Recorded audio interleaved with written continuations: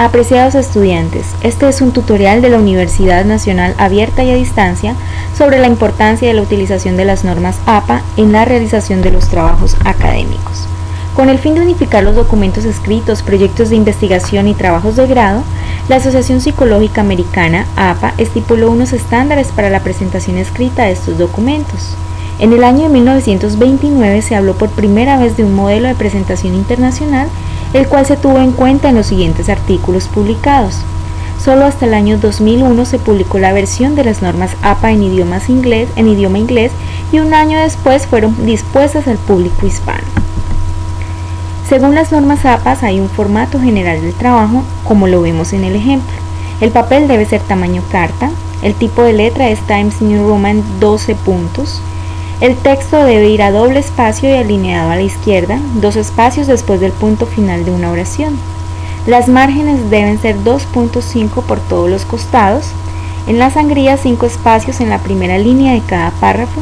Las tablas no tienen líneas separadas entre celdas. En el texto se van a mencionar algunas citas de algunos autores. Cuando la cita es textual, es importante poner entre comillas lo que se ha dicho.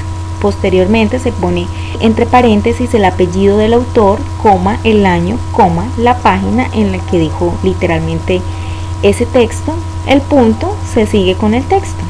Cuando la cita está basada en el autor, se puede empezar señalando el apellido del autor, entre paréntesis el año en el que refiere lo que nosotros necesitamos mencionar, y el texto que da continuidad.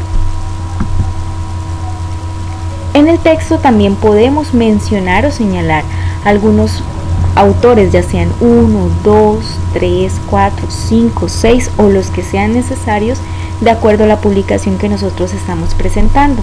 Existen unas reglas en las normas APA que debemos tener en cuenta.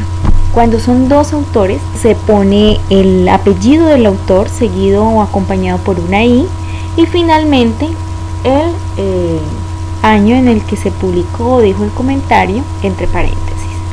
Cuando son 3 a 5 autores, la primera vez que se citan se indican los apellidos de todos y posteriormente se cita solo el primero y se agrega et al seguido de punto.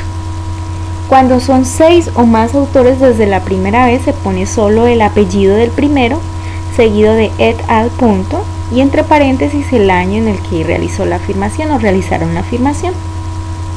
Cuando es el caso de una cita, se está teniendo acceso a fuentes secundarias de información.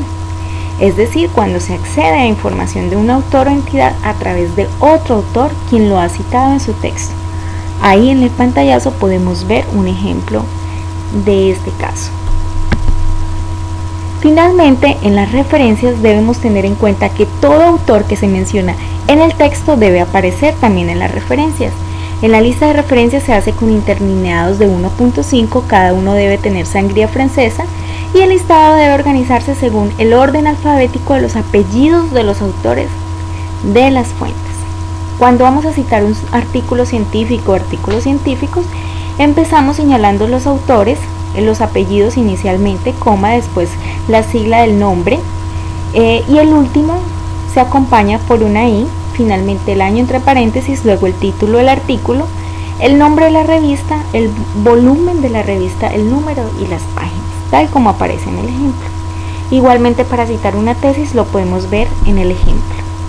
Muchas gracias, espero que este haya sido un excelente tutorial para acompañar tu proceso. Adelante.